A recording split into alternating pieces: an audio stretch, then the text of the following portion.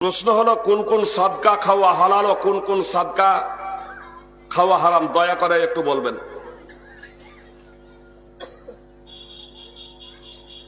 যত সাদকা আছে সব সাদকাই কারো কারো জন্য বৈধ আর কারো কারো জন্য হারাম। যেমন যাকাত, ওর নির্ধারিত খাত আছে, 8টা খাত, সূরা তাওবা 9 নম্বর সূরার 7 নম্বর আয়াত। ওই খাতের যারা অন্তর্ভুক্ত হবে তাদের জন্য যাকাত বৈধ। যাকাতুল ফিতর এটা হচ্ছে দরিদ্র অসহায় গরিবদের জন্য, ওয়া তু'মাতাল লিল মাসাকিন, সুনানে আবি দাউদ হাদিস নম্বর 1609 এবং সুনানে ইবনে মাজাহ। আর একটা হচ্ছে মানত। মানত এটা হচ্ছে এক প্রকারের সাদকা, তো এটা মানতকারীর নিয়তের উপর নির্ভরশীল। মানতকারী যা নিয়ত করবে তাই হবে। এই বিষয়টা বেশি করে অনেকেই প্রশ্ন করে যে মাদ্রাসায় ছাগল দিলাম, তো শিক্ষকেরাও খাচ্ছেন, কমিটিরাও খাচ্ছেন, তো তাদের জন্য কি খাওয়া বৈধ? এটা মানতকারীকেই জিজ্ঞেস করুন, উনি মাদ্রাসায় দিয়েছেন কেন? যে মাদ্রাসায় খাওয়ার জন্য তো দিয়েছেন। অবশ্য মানতকারী যদি বলে দেয় যে এটা শুধু মাদ্রাসার ছাত্রদের জন্যই দিলাম, তাহলে ছাত্রদের জন্য নির্দিষ্ট, কিন্তু কোনো কিছু তো বলেনি। যদি বলে যে মাদ্রাসার শিক্ষকদের জন্যই দিলাম, তখন শুধু ওদের জন্যই। তারপরেও এবার ওরা যদি অন্য কাউকে দিব মনে করে তাহলে কোনো সমস্যা নেই। মনে করেন ছাত্রদের জন্যই বলা হলো, কেউ বললো যে এটা শুধু ছাত্রদের জন্য, তারপরে ছাত্ররা মালিক হয়ে গেল, তারপরে ছাত্ররা শিক্ষককে দিচ্ছেন, কমিটিকে দিচ্ছেন, আদার্স লোককে দিচ্ছেন, কোনো সমস্যা নেই।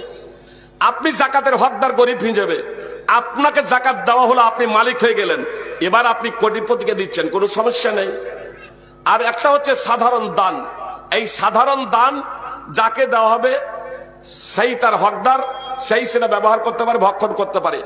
এমনকি স্বামী নিজের স্ত্রীর মুখে যে লোকমাটা তুলে দেয় সেই লোকমাটাও হচ্ছে সাদকা।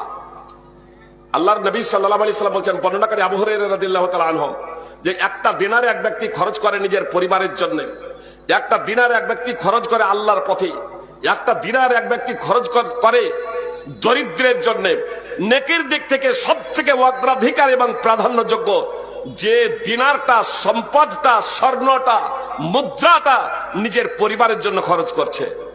আমি এবং আপনি কি পরিবারের জন্য খরচ করাটাকে এটাকে নেকি ভাবি, সাদকা ভাবি?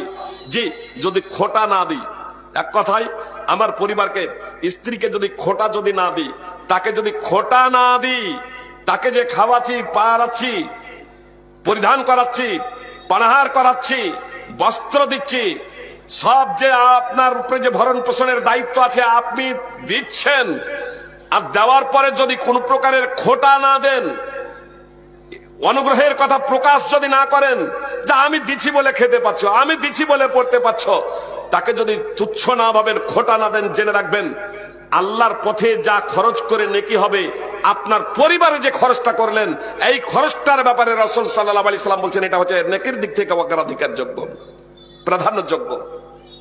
এখানে অনেকে, তাহলে সাদকার অনেকগুলো বিভাগ রয়েছে। একটা সাধারণ যেটা সাদকা, এই সাধারণ সাদকার হকদার সবাই যাকে দেওয়া হবে সে